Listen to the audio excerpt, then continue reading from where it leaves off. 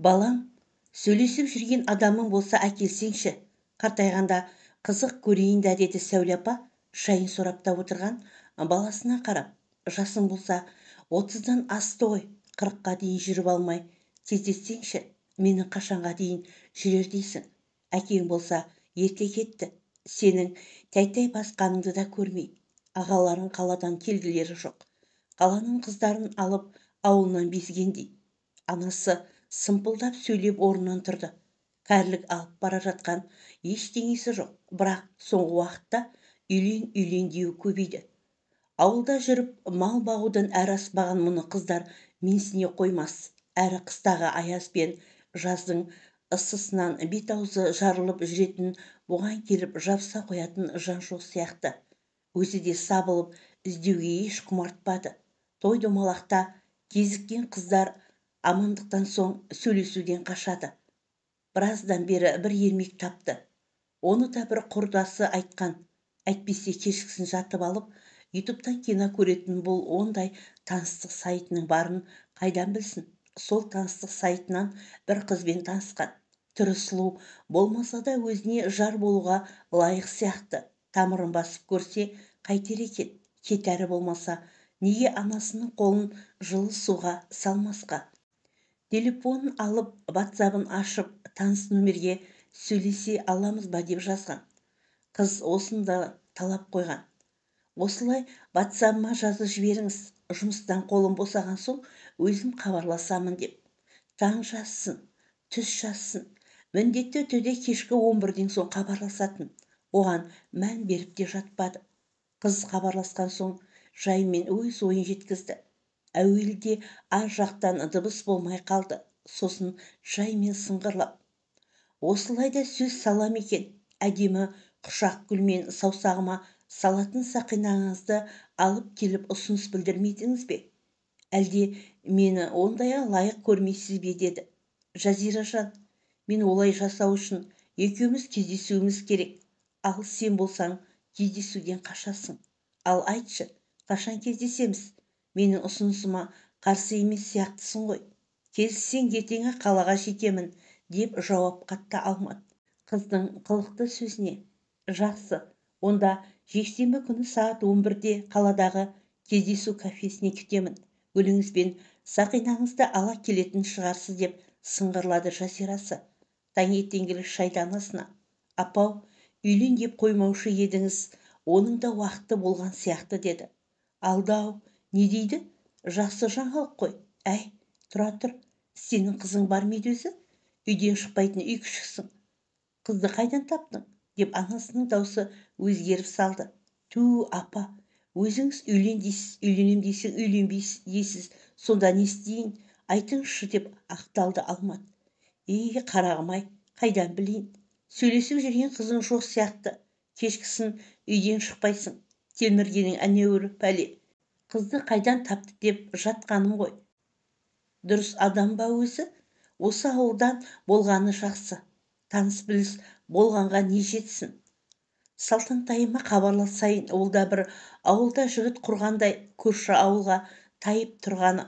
Сол қызым келіп дайындамаса ағаш негелерің дайынға келетін шығар.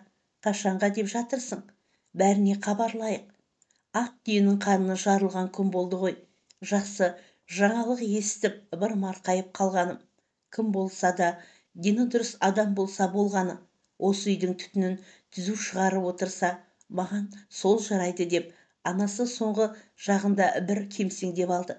Әлгі телефоныңнан Салтанама звондап берші, хабар айтып қуантайын. Келісілген күні Алмат жуынып шайынып, дұрыс киімін киіп, машинасы бар құрдасымен келісіп қалаға жолға шықты. Үй іші әбігерленіп жатқан. Келін келеді деп. Әсіресе анасының даусы жарқын-жарқын шығады. Қолына гүлін алып, қалтасына сақинасын салып, кафеге жеткенде сағат 11-ге таяп қалды. Ішке кіргенде алыстау столда бір қыздың отырғанын байқады. Суреттегі жанды бірден таныды.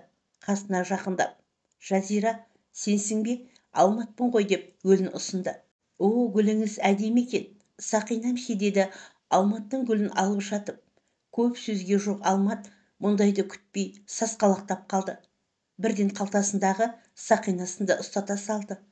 Таза алтын ба? Әдемі екен.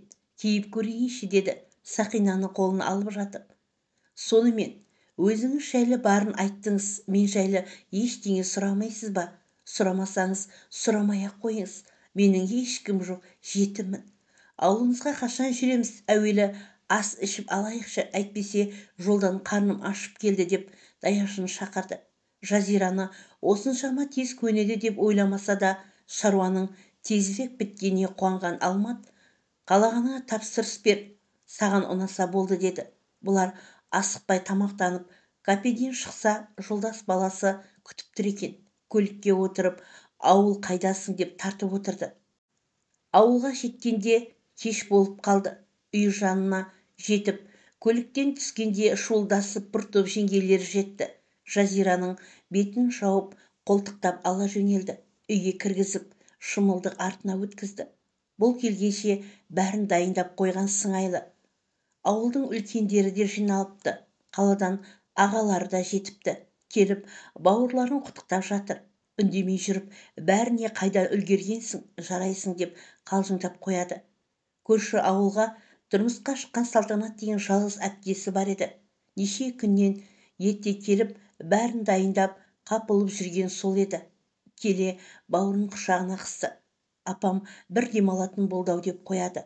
Салтанаттың тұрмысқа шықпаған қайын сіңлісі болатын.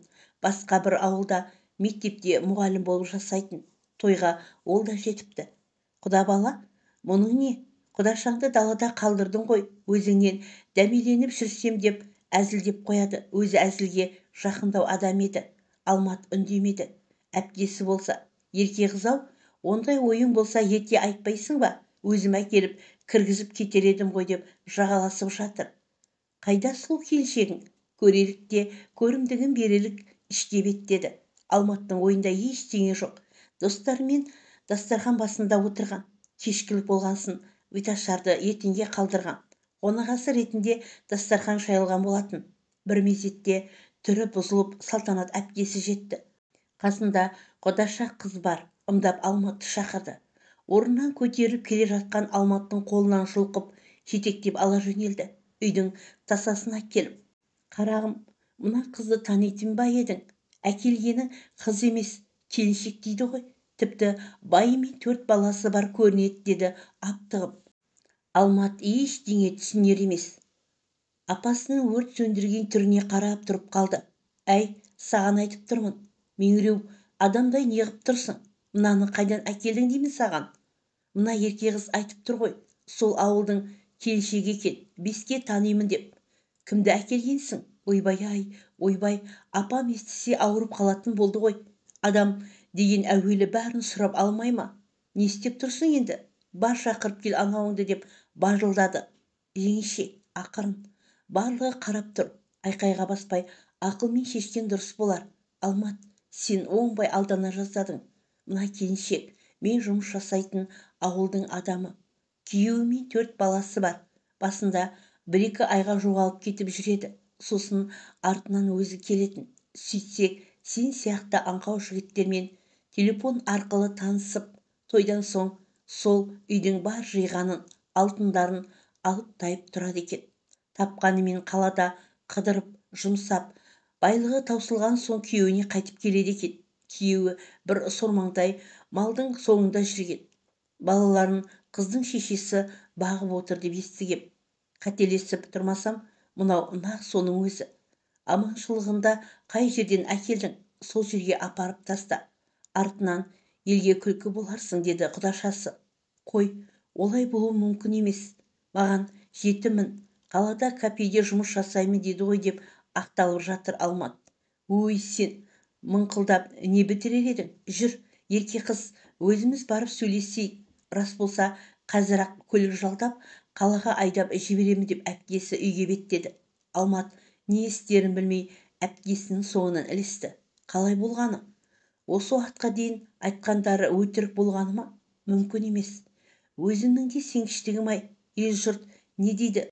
Апам қиналып қалатын болды ғой деген ойлар санасына жарқ ете қалды.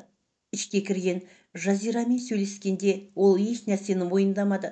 Құдашасы күйеуі мен балаларын атын айтқанда дыбыссыз қалды. Сықылықтап отырған жерінен көкпектеніп атып тұрды. Менің жазығым жоқ. Мына жігіт мені алып келген. Күйеуім бар екеніне қарамаймын. Ажырастырып аламын. Балаларыңды да бағам дегесін еріп келдім. Зорлықпен алып келді. Полицияға арыз жазамын деп долданды.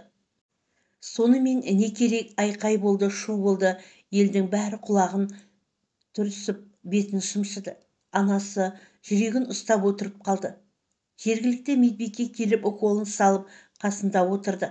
Жабылып жүріп, қолына ақша беріп, жазираны көлікке мінгізіп жіберді. Осындай айлалы келіннен құтылғандарыңа Аллаға мың да бір шүкір деп Алматтың туыстары қалды. Бұл оқиғадағы салтанаттың кейіпкері жақын құрбының танысы болып келеді. Осы жағдай жаздыгүні орын алған болатын. Естіп алып, ойыма түйіп жүредім, әңгіме етіп жазуға болады екен деп. Қызықтау мақсатында емес, осындай айлалы жандардан сақтандыру үшін кейіпкердің рұқсатын алу қиын болмады. Тек аты жөндерін өзгертуімді сұрады. Әрине, ол тілегі орындалды. Соңы